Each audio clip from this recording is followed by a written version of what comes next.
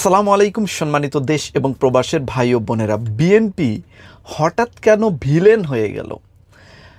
NCP হঠাৎ নায়ক হয়ে গেলেন এবং বিএনপিরা হঠাৎ ভিলেন হয়ে গেলেন। আসলে এই বিষয়টি নিয়ে খুবই গুরুত্বপূর্ণ একটি স্ট্যাটাস দিয়েছেন পিসিলা। অনেকেই আপনারা তাকে চেনেন। তার স্ট্যাটাসটা আমি পড়ব এবং বিএনপির প্রকৃত অবস্থা, বর্তমান প্রকৃত অবস্থা, কোথায় তাদের ভুল আছে, কোথায় তারা ঠিক করতেছে, তাদের সরকার গঠন করার কতটুকু সম্ভাবনা আছে, তারা সরকার গঠন করলে কি কি করতে পারে এবং জনগণ তাদেরকে কতটুকু ভালোবাসে, কত পার্সেন্ট ভোট পাওয়ার সম্ভাবনা আছে নির্বাচন হলে এখন, এবং কবে নাগাদ নির্বাচন হবে, নির্বাচন হলে এনসিপি কোন পর্যায়ে থাকবে, জামাত কোন পর্যায়ে থাকবে, প্রত্যেকটা পয়েন্ট সুন্দরভাবে উনি বিশ্লেষণ করে লিখেছেন। লেখাটা আগে আপনাদের পড়ে শোনাবো, তারপরে সংক্ষিপ্ত বিশ্লেষণ হবে।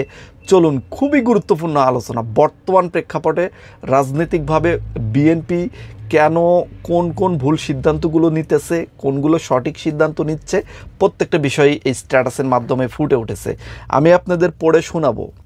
চলুন দেখেন, উনি লিখেছে, বিএনপি থাকতে, ছাত্রদল থাকতে হাসনাত ভাই কিভাবে নায়ক হলো।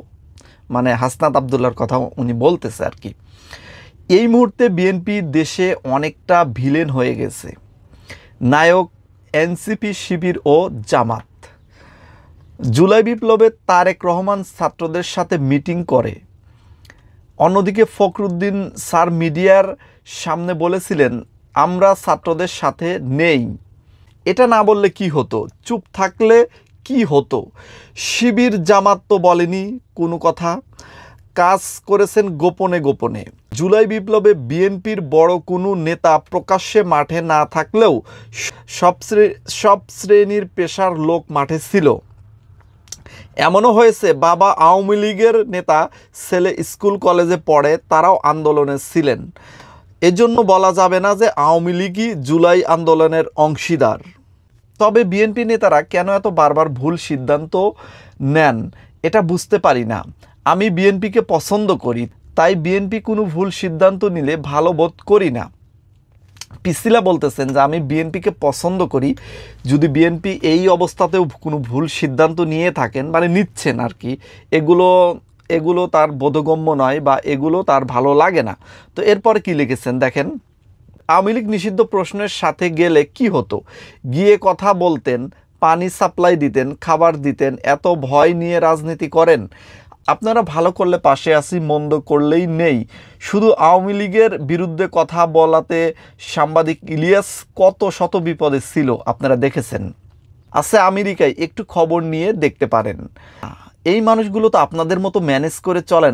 আপনারা কখনো চুপ্পুর পক্ষে, কখনো সেনাবাহিনী প্রধানের পক্ষে, আবার কখনো সংবিধানকে কোরআন মনে করেন। একবার ভাবেন তো, গত 17 বছর কিভাবে কেটেছে আপনার ছোট ছোট নেতাকর্মীদের। অনেকেই আমায় বলে কেন দেশে যাই না। এ বিষয়ে আপনাদের অজানা থাকার কথা নয়। ডিআইজি হাবিব আমায় হুমকি দিয়েছিল। অনেকেই ইমেলে এবং ফেসবুকে সরাসরি প্রতিনিয়ত হুমকি দিত। আমার পরিবার এজন্য আমায় দেশে যেতে দেয় না। আমার অপরাধ, আমি সত্যের পক্ষে কথা বলি। পিসিলা বলতেছেন যে আমার অপরাধ, আমি সত্যের পক্ষে কথা বলি, যার কারণে শেখ হাসিনা সরকারের আমলে তাকে বারবার হেনস্থা করা হতো, বারবার হুমকি দেওয়া হতো, ডিআইজি থেকে হুমকি দেওয়া হতো। এরপর কি লিখেছেন দেখেন, জনাব ফখরুল স্যার বলেছেন 18 কোটি মানুষ চায় না আওয়ামী লীগ রাজনীতিতে ফিরুক। তাহলে হাসনাত ভাই তো সঠিক কাজই করেছেন, আপনারা কেন তাদের পাশে দাঁড়ালেন না? আমি ভেবেছিলাম অন্তত হুমায়ুন কাদের চৌধুরী বা তার পরিবার যাবেন, না যাক অন্তত একটা পোস্ট দেবেন। ওনারাও গেলেন না। শেখ হাসিনা বলতেন উনি নির্বাচিত, উনি বৈধ, উনি সংবিধান মেনে আপনাদের ফাঁসি দিচ্ছেন, মারছেন, দেশছাড়া করেছেন। এর নাম কি সংবিধান? ধানের শীষে ভোট দেওয়ার কারণে একজন নারী যার 4 সন্তান রয়েছে তার উপরও সংঘটিত হওয়া গণধর্ষণের কথা সবাই জানে। তখন কোথায় ছিল আপনাদের সংবিধান? বিএনপির হুইপোকে যারা দৌড়ে পেটাতো, তখন কোথায় ছিল আপনার সংবিধান? ইলিয়াস আলী আজও নিখোঁজ, সংবিধান বলেন ইলিয়াস আলীকে এনে দিতে। একজন মন্ত্রী তারেক রহমানের একজন মন্ত্রী তারেক রহমানের মেয়েকে নিয়ে লাইভে অশালীন মন্তব্য করেছিলেন, সেটাও কি ভুলে গেছেন? এই ছিল আপনাদের সংবিধান। আজ হাজার হাজার বিএনপি কর্মী বিদেশের মাটিতে শ্রমিক হয়ে জীবন চালাচ্ছে, কেউ সৌদিতে, কেউ মালয়েশিয়াতে, কেউ সিঙ্গাপুর, কেউ কুয়েত।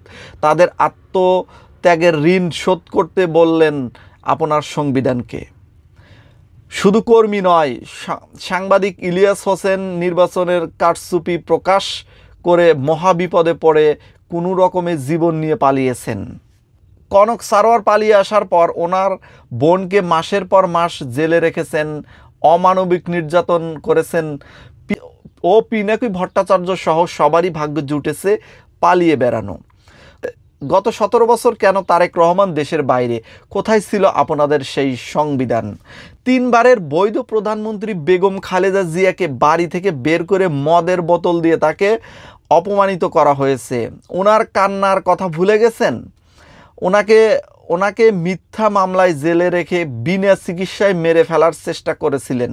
কোথায় ছিল আপনাদের সংবিধান তখন? 57 জন আর্মি অফিসার শেষ, সংবিধান কেন রক্ষা করতে পারল না তাদের? নারায়ণগঞ্জের 7 জন সহ সারা দেশের কতজনকে নাই করে দেওয়া হয়েছে? কি করেছেন এই সংবিধানকে জিজ্ঞাসা করুন। চৌধুরী আলম ঢাকা সিটি কর্পোরেশনের সাবেক কাউন্সিল 2010 সালে নিখোঁজ হয়েছে, তাকে এনে দিতে বলেন। আজ পর্যন্ত তার কোনো খোঁজ খবর পাওয়া যাচ্ছে না। অনেকটা নিশ্চিত নির্বাচনের বেশি আসন পেয়ে বিএনপি ক্ষমতায় আসবে। ক্ষমতায় এসেই কি বদলে ফেলতে পারবেন সব কিছু? এতগুলো ছেলে জীবন দিল, যারা বেঁচে আছে তাদের জীবনও অনিশ্চিত। ওরা এনসিপি করেছেন প্রধানমন্ত্রী হতে নয়, নিজের জীবন বাঁচাতে। ওরা ওদের ভবিষ্যৎ দেখতে পাচ্ছে।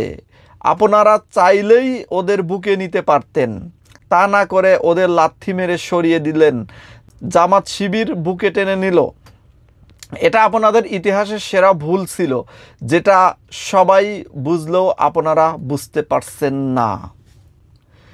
যেই দলই ক্ষমতায় যাক, নেতাকর্মীরা চুরি করবে বাংলাদেশের, এটা বন্ধ করা অসম্ভব, কারণ রাজনীতি হলো পেশা।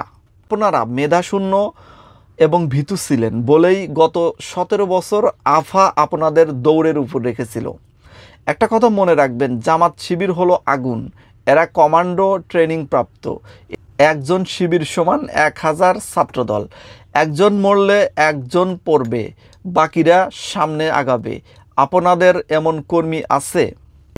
আর জামাত শিবির এগিয়েছে কার সহযোগিতায়, এটাও সবাই জানে। ধীরে ধীরে হিসাব জটিল করে ফেলছেন আপনারা। এখনো সময় আছে, চাইলে অনেক কিছু ঘটতে পারে। আপনারা জনপ্রিয়, এতে সন্দেহ নেই। আওয়ামী লীগও জনপ্রিয় ছিল, জনগণ ছিল, পুলিশ ছিল, আর্মি ছিল, প্রশাসনও ছিল। সময়ে হেলিকপ্টার না পেলে যে কি হতো নিশ্চয় বুঝতে পারছেন। বিখ্যাত সাংবাদিক পিসিলা একটা ফেসবুক স্ট্যাটাসের মাধ্যমে উনি ওনার মতামত ব্যক্ত করেছেন। উনি অনেক ক্ষোভ নিয়ে কথা বলেছেন, আমি শুধু আপনাদের মাঝে পড়ে শোনালাম। বিএনপি যারা কর্মীরা আছেন তাদেরকে অনুরোধ করব, অবশ্যই এই বিষয়গুলো বিবেচনা করবেন। আমিও বিএনপিকে ভালোবাসি, তাই বিএনপির কোনো ভুল হোক, কোনো ভুল পথে যাক, অথবা কোনো তাদের দলীয়ভাবে তাদের কোনো অধপতন হোক, সেটা আমরা কখনোই চাই না। আমরা চাই বিএনপি জনগণকে সাথে নিয়ে রাজনীতি করুক এবং জনগণের সাথে রাজনীতি করুক, জনগণের পালস বুঝে রাজনীতি করুক।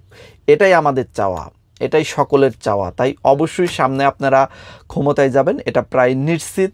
এবং আপনারা আপনাদের নিজেদের ভাবমূর্তি নষ্ট করবেন না। আপনাদের ভাবমূর্তি সর্বোচ্চ বিবেচনা রেখে আদর্শগতভাবে ন্যায় নীতি এবং আদর্শবান হয়ে দল পরিচালনা করুন এবং ভুল সিদ্ধান্ত থেকে ফিরে আসুন। এটাই বিএনপির প্রতি কামনা রেখে আজকের মতো ভিডিওটি এখানেই শেষ করতেছি। আর পিসিলার স্ট্যাটাসটার সাথে কারা কারা একমত আছেন কমেন্ট সেকশনে জানিয়ে যাবেন আপনাদের ব্যক্তিগত মতামত। আল্লাহ হাফেজ, সবাই ভালো থাকবেন।